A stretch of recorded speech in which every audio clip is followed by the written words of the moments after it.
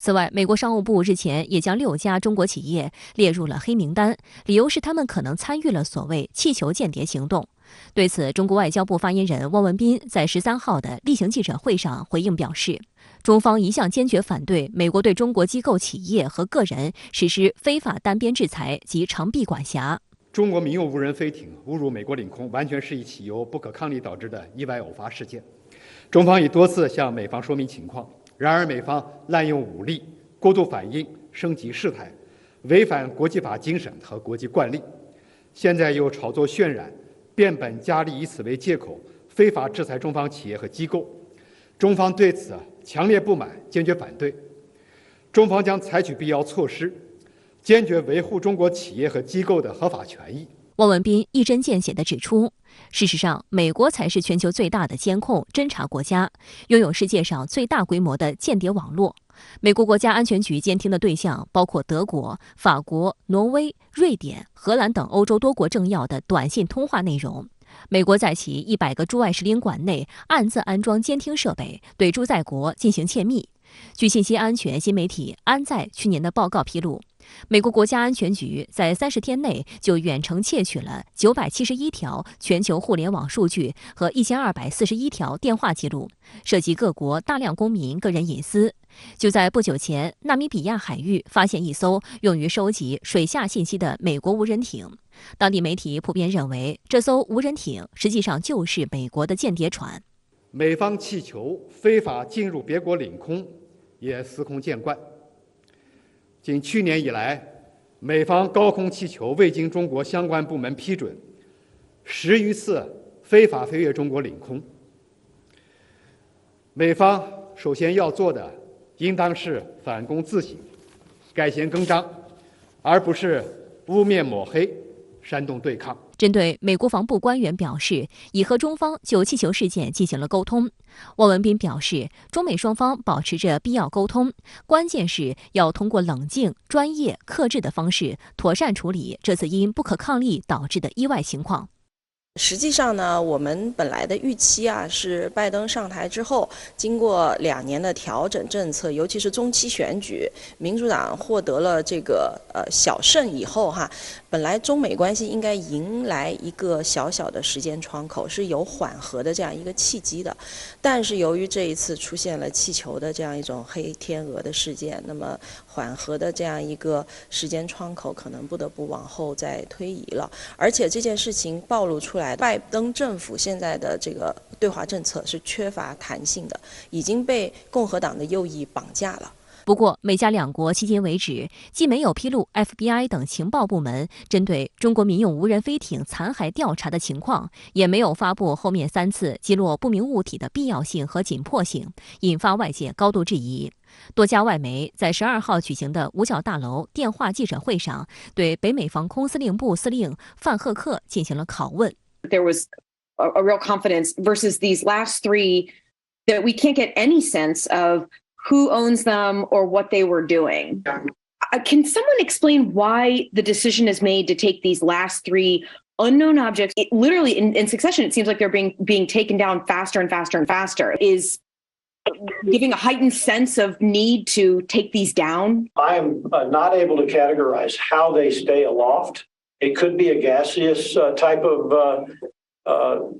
balloon inside a structure, or it could be some type of a propulsion system. But clearly, they're able to stay aloft. I would be hesitant to and urge you not to attribute it to any specific country. We don't know. 荒谬的是，当被问及美方是否排除了在阿拉斯加、加拿大和美国密歇根州上空被击落的物体来自外星或地外文明的可能性时，范赫克表示不会排除这种可能性。但《纽约时报》毫不客气地指出，美国长期以来一直监控进入领空的不明飞行物，但此前由于没有任何官方解释，也很少采取击落行动，直到最近2周才变得神经兮兮。还有美媒在记者会上质疑，在没有调查清楚这些不明飞行物是什么，是否属于本国，有无威胁之前，美军先后4次出动先进战机，搭载价值38万美金的 AIM-9X 响尾蛇导弹，暴力地击落这些物体，不符合常理。A missile seems like a particularly destructive weapon to be using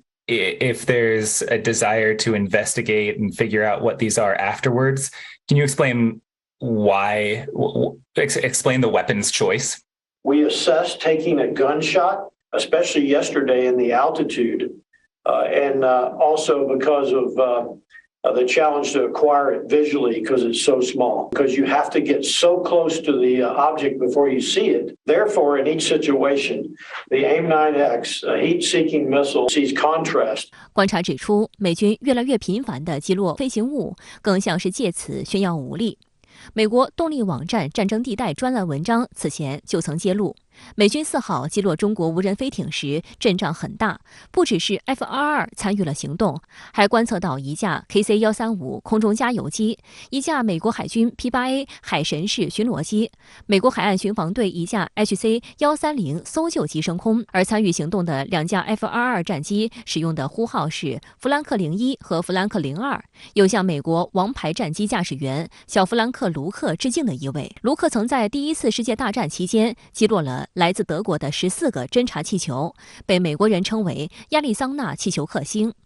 分析认为，击落18000米高空的无人飞艇，出动 F-22并非最佳选择。美军的行动作秀意味浓厚，而且这开了个很糟糕的头。美方在未来可能更加痴迷于武力滥用，甚至简化武力使用授权，让民用航空器承受潜在危险。这当然也包括美国自己的。拜登政府在应对气球的这件事情上，他一开始是想就是大事化小，小事化了。其实1月份就已经发现了，但那个时候其实拜登政府是没有采取行动的。后来是由于被美国的媒体公布出来以后，共和党内的一些非常激进的右翼分子攻击拜登政府不作为，然后迫于共和党对于拜登的这样一种胁迫，那么政府不得不摆出一个很强硬的姿态，就有可能会矫枉过正，他就会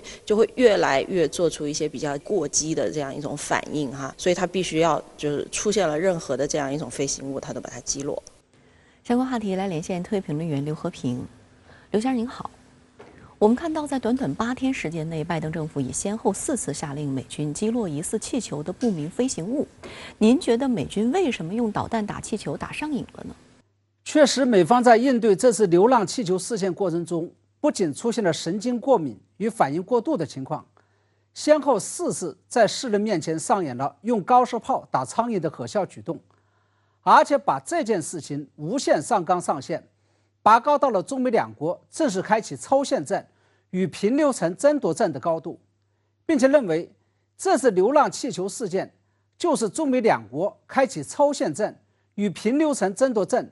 的这么一个里程碑。美方认为美军已经具备了在对流层击落他国飞机，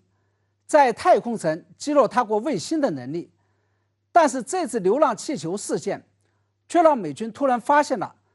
他们在军事层面上的一个短板，也就是忽略了在太空之下与对流层之上的平流层领域。美方无端臆测他国有可能在平流层释放数以千万计造价低廉的气球，对美国进行侦察，甚至是携带武器对美国的军事基地进行打击。而在当前情况下，美国还没有做好应对大规模气球事件的心理准备与军事准备。明白了这一点，我们就可以知道，美国军方先后4次大张旗鼓的用导弹击落流浪气球的目的之一，就是要引起拜登政府与美国国会的注意，也就是要在未来拨出专门款项来为自己建立平流层的打击能力。或者说得更直白一点，这是美军在以开辟新战场的名义索要更多的军费。而除了军事层面的意图之外，我认为此举背后还涉及到了美国国内的党争与政治角力。根据美国媒体报道，在流浪气球事件发生之初，拜登政府不仅断定这个气球不会构成军事与人身威胁，而且准备大事化小，为这件事情保密。后来在美国民众将这件事情曝光之后，拜登本人才变得异常高调起来，亲自下令要把它击落。很显然，这是因为受到了来自共和党与特朗普的政治压力，因为不这样做，在明年的总统大选中，拜登与民主党就会处于不利的地位。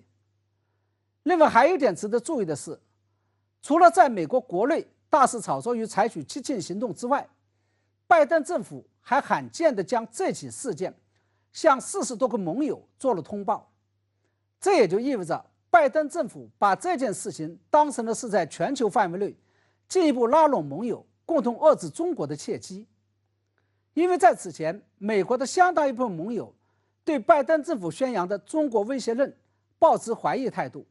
尽量在中美之间保持平衡。